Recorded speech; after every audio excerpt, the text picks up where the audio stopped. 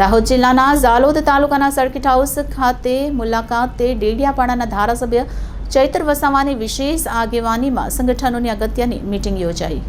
આ મીટિંગમાં ધારાસભ્ય ચૈતર વસાવા જેઓને મુલાકાત લેતા તેઓના કાર્યકર્તાઓ ફૂલહાર ચડાવી ઢોલ નગારા સાથે સ્વાગત કરવામાં આવ્યું।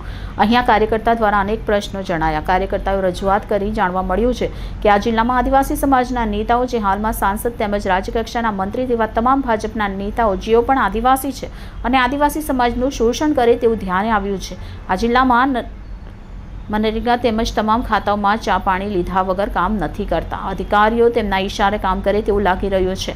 કામગીરી માત્ર કાગળ પર હોય તેમ લાગી રહ્યું છે તેવું મારા ધ્યાનમાં કાર્યકર્તાઓનું જણાવ્યા મુજબ આ જિલ્લામાં જંગલ જમીન જેઓને વળતર નથી મળ્યું તેવા અનેક આક્ષેપ કરવામાં આવતા હતા। તો આગામી ચૂંટણીઓને ધ્યાનમાં લઈને પાર્ટીના સક્રિય કાર્યકર્તાઓએ ઉમેદવાર નોંધાવે તો આપણે જીતીને લોકોના પ્રશ્નોને વાચા આપે અને તેમને સાચી દિશા સાથે સરકારની તમામ યોજનાઓ પૂરી પાડે તેવું ધારાસભ્ય ચૈતર વસાવા દ્વારા તમામ કાર્યકર્તાઓને માર્ગદર્શન આપવામાં આવ્યું।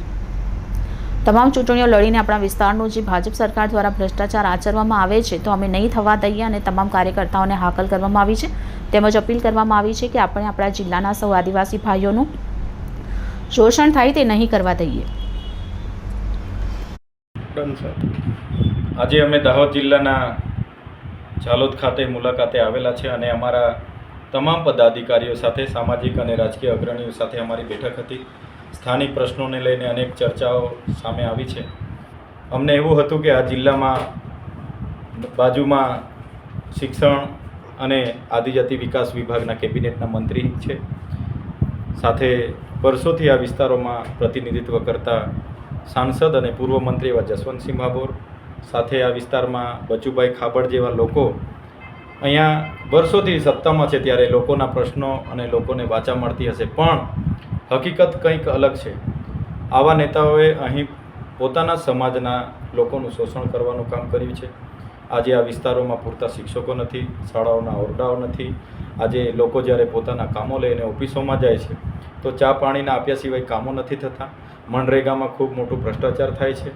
સાથે સાથે આ વિસ્તારમાં જે પણ યોજના આવે એ ટ્રાઇબલની યોજના હોય, મનરેગાની હોય કે જિલ્લા પંચાયત તાલુકા પંચાયતની હોય કે નગરપાલિકાઓની હોય, તમામમાં ભ્રષ્ટાચારો બહાર આવ્યા છે। આજે ઘણા લોકો પોતાના જમીનોના પ્રશ્નો લઈને અમારી સમક્ષ આવ્યા હતા તો તે ડબલ એની જમીનો પર ગેરકાયદેસર દબાણો કરવામાં આવે છે અને ટ્રાન્સફરો એને અને ભાડાપેટે બીજા લોકોને આપી દેવામાં આવે છે। સાથે જ અહીંયા ડેમના વિસ્થાપિતો પણ મળવા આવ્યા છે, એમને પણ આજ સુધી જમીન સામેની જમીન મળી નથી। ત્યારે અમે અમારા તમામ પદાધિકારીઓને હાકલ કરી છે કે આવનાર દિવસોમાં ઝાલોદ તાલુકાની અને દાહોદ જિલ્લાના લોકોને જે પણ પ્રશ્નો છે એ પ્રશ્નોને વાચા આપવા માટે આમ આદમી પાર્ટી આવનાર દિવસોમાં રસ્તાઓ પણ ઉતરશે અને અમારે સદનમાં પણ એ બાબતે સરકાર સામે રજૂઆતો કરવાની હોય તો અમે સદનમાં પણ એ બાબતે સરકાર સામે લડીશું। એટલા માટે જ આજની મહત્ત્વની બેઠક હતી અમારી અને તમામ પદાધિકારીઓ સૌ અહીં મોટી સંખ્યામાં ઉપસ્થિત થઈને તમામ લોકોએ લોકોના પ્રશ્નોને વાચા આપવાનું કામ કરવાના બાબતે ચર્ચાઓ થઈ છે। ધન્યવાદ। સર, આપનું નામ? મને તો આમ આખા ગુજરાતના લોકો ઓળખે છે ચૈતર વસાવાના નામે અને લોકોનો તમારા જેવા મીડિયા મિત્રોનો ખૂબ સહકાર મળે છે, ત્યારે આજે અમે લોકોના પ્રશ્નોને વાચા આપવા